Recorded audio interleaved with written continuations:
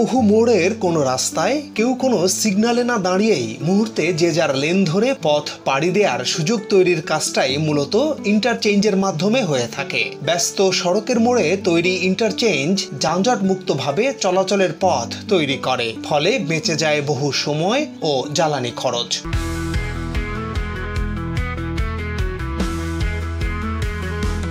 বাংলাদেশে প্রথম আন্তর্জাতিক মানের ইন্টারচেঞ্জ তৈরি হয় ফরিদপুরের ভাঙ্গা মোড়ে। দৃষ্টিনন্দন যে ইন্টারচেঞ্জ ব্যবহার করে দেশের দক্ষিণ পশ্চিমাঞ্চলের ২১ জেলার যানবাহন চলতে পারছে। বাংলাদেশ সেনাবাহিনীর হাতে তৈরি হয়েছে ভাঙ্গা ইন্টারচেঞ্জ।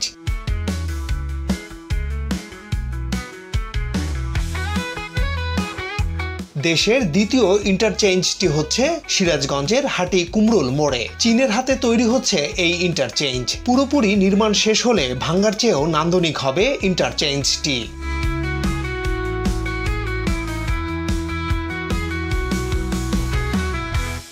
সরেজমিনে ঘুরে দেখাবো কতটা গতিতে চলছে এই প্রকল্পের কাজ, কবে শেষ হবে এবং কোন কোন জেলা এই ইন্টারচেঞ্জের কারণে সুফল পাবে সেই তথ্য।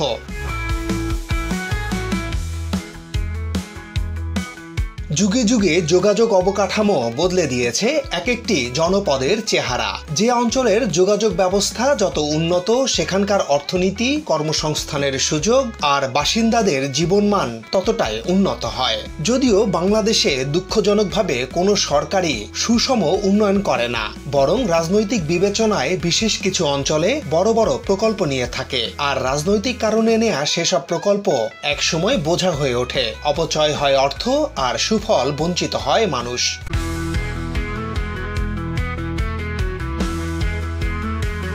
দেশের উত্তরাঞ্চলের জনপদ খাদ্য সরবরাহের সমৃদ্ধ অঞ্চল।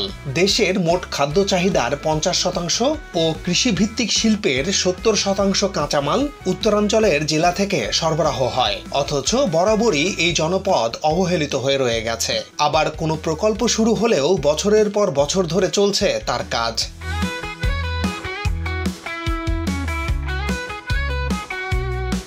তবুও আসার কথা, উত্তরবঙ্গের যোগাযোগ অবকাঠামোর চেহারা বদলে দিতে এই মুহূর্তে চলছে 3টি প্রকল্প। এক, এলেঙ্গা রংপুর 190 কিলোমিটার দীর্ঘ এক্সপ্রেসওয়ে, যা রাজশাহী বিভাগের বেশ কিছু জেলা ও রংপুর বিভাগের সবকটি জেলা সহ দেশের অন্তত 22টি জেলার যোগাযোগের ক্ষেত্রে নতুন দিগন্ত উন্মোচিত করতে যাচ্ছে। 2, যমুনা রেল সেতু, যা আগামী জানুয়ারি মাসে ট্রেন চলাচলের জন্য খুলে দেয়া হবে। আর 3, হাটি কুমরুল ইন্টারচেঞ্জ।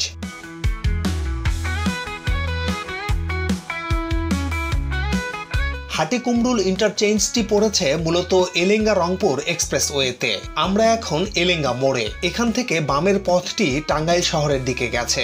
ঢাকা টাঙ্গাইল এক্সপ্রেসওয়ের কাজ শেষ হয় এলেঙ্গা মোড়ে এসে। মূলত এখান থেকেই শুরু হয়েছে এলেঙ্গা রংপুর এক্সপ্রেসওয়ে, যার দৈর্ঘ্য 190 কিলোমিটার। ফলে বাংলাদেশের সবচেয়ে দীর্ঘ এক্সপ্রেসওয়ে এটি।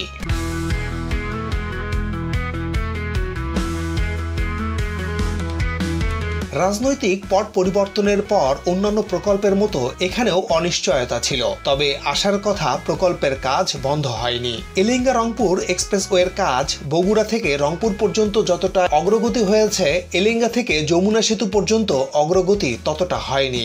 জায়গা অধিগ্রহণে দেরি, মামলা এবং থেমে থেমে কাজ চলায় যমুনা সেতু পর্যন্ত 13 কিলোমিটার পথ যেন খুঁড়িয়ে এগোচ্ছে।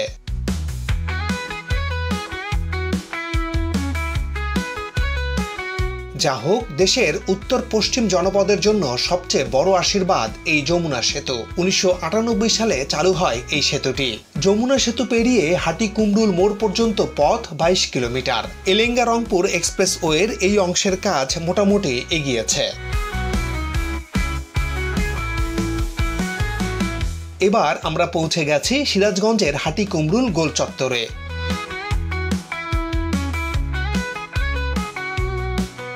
উত্তরবঙ্গের প্রবেশদ্বার এই মোড়। এটি ব্যবহার করে দেশের রাজশাহী ও রংপুর বিভাগের 16 জেলা এবং দক্ষিণ পশ্চিমাঞ্চলের অর্থাৎ খুলনা বিভাগের আরও 6 জেলার মানুষ যাতায়াত ও পণ্য পরিবহন করে থাকে। যমুনা সেতু দিয়ে প্রতিদিন গড়ে অন্তত 28,000 যানবাহন চলাচল করে। প্রতিদিন এই বিপুল সংখ্যক গাড়ি চলাচলের কারণে হাটিকুমরুল মোড়ে যানজট লেগেই থাকে, যে কারণে এই মোড় ঘিরে দেশের সবচেয়ে দৃষ্টিনন্দন ইন্টারচেঞ্জ নির্মাণের উদ্যোগ নেয় বিগত সরকার।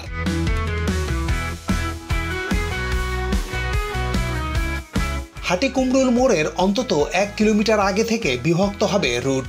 এই যে সোজা চলে যাওয়া বিদ্যমান 2 লেন অচিরেই 4 লেনে উন্নীত হবে। এরপর তা চলে যাবে নাটোর রাজশাহীর দিকে। এটাও হবে ইন্টারচেঞ্জের অংশ। সড়কের ডান দিকে এই যে কর্মযজ্ঞ চলছে, মূলত এই অংশটি ধরে যানবাহন যাবে বগুড়ার দিকে, সেখান থেকে উত্তরবঙ্গের বিভিন্ন জেলায়।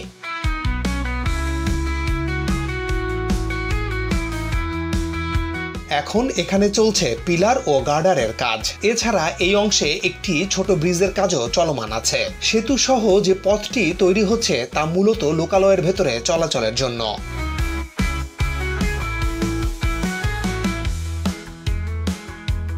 সড়কের বাম পাশের কাজের অগ্রগতিও বেশ ভালো। সে পাশেও তৈরি হয়েছে একটি সেতু। নতুন সেতুর সাথে নতুন লেন, যা স্থানীয় মানুষদের যাতায়াতের সুবিধার জন্য তৈরি হচ্ছে। এবং মজার বিষয়, এক খালের উপর তৈরি হয়েছে 4টি সেতু।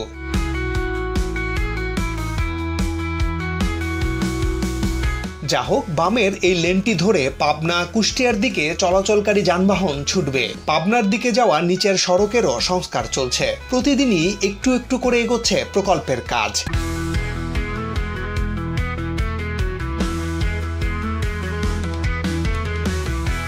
দক্ষিণ এশিয়ার দেশগুলোর মধ্যে সড়ক নেটওয়ার্ক স্থাপন সহ SASEC corridor, Asian highway, BIMSTEC corridor ও সার্ক হাইওয়ের সঙ্গে সংযুক্তির জন্য এলেঙ্গা হাটিকুমরুল রংপুর এক্সপ্রেসওয়ে এমনিতে খুব গুরুত্বপূর্ণ।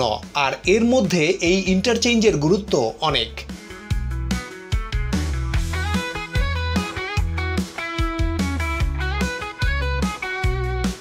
সুতরাং হাটিকুমরুল ইন্টারচেঞ্জ ব্যবহার করতে হলে অন্তত 1 কিলোমিটার আগে থেকেই রোড মার্কিং সিগন্যাল ফলো করতে হবে চালকদেরকে।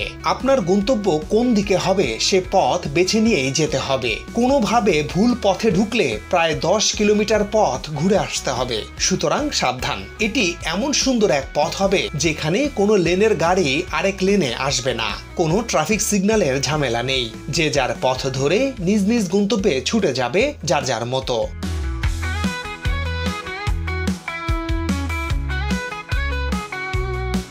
যানজটের ভোগান্তি কমাতে 2022 সালে সাসেক 2 প্রকল্পের আওতায় মহাসড়কের গুরুত্বপূর্ণ এই পয়েন্টে আন্তর্জাতিক মানের ইন্টারচেঞ্জ নির্মাণ কাজ শুরু করে সড়ক বিভাগ। মাঝে 1 বছর ভূমি অধিগ্রহণ নিয়ে কিছু জটিলতা তৈরি হয়।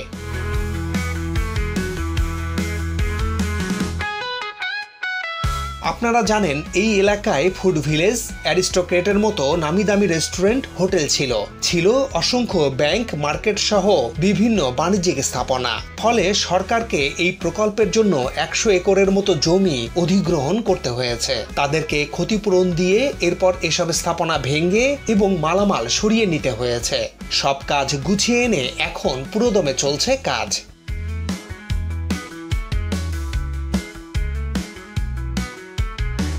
প্রায় 743 কোটি টাকা ব্যয়ে ইন্টারচেঞ্জটি নির্মাণ করছে China railway construction bridge engineering company নামে চীনের ঠিকাদারি প্রতিষ্ঠান। 2025 সালের ডিসেম্বরের মধ্যে এই প্রকল্পের কাজ পুরোপুরি শেষ হবে। এখন পর্যন্ত শেষ হয়েছে 30 ভাগ কাজ।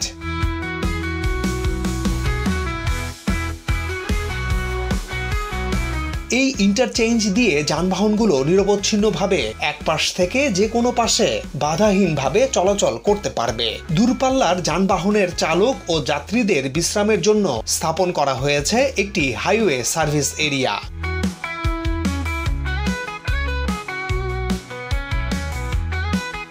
পৃথক গ্রেড ভিত্তিক এই ইন্টারচেঞ্জ শুধু যাতায়াত সহজ করবে বা যানজট নিরসন করবে তাই নয়, এই ইন্টারচেঞ্জের কারণে দুর্ঘটনা কমে যাবে বহুগুণ।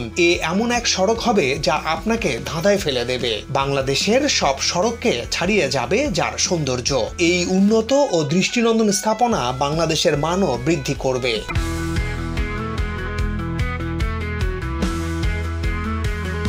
এমনিতে দুর্বল সড়ক যোগাযোগের কারণে উত্তরবঙ্গের জেলাগুলো বহু বছর ধরে বিনিয়োগ বঞ্চিত হয়ে আসছে। বুড়িমারি ও বাংলাবান্ধা হয়ে ভারত, ভুটান ও নেপালের সঙ্গে বাণিজ্য প্রসারেও ব্যাঘাত ঘটছে। এক্সপ্রেসওয়ে ও ইন্টারচেঞ্জের কাজ শেষ হলে এবং নতুন যমুনা রেল সেতু চালু হলে 22 জেলার যোগাযোগের ক্ষেত্রে নতুন দিগন্ত উন্মোচিত হবে। এই অঞ্চলে সৃষ্টি হবে বিনিয়োগের পরিবেশ, তৈরি হবে হাজারো মানুষের কর্মসংস্থান।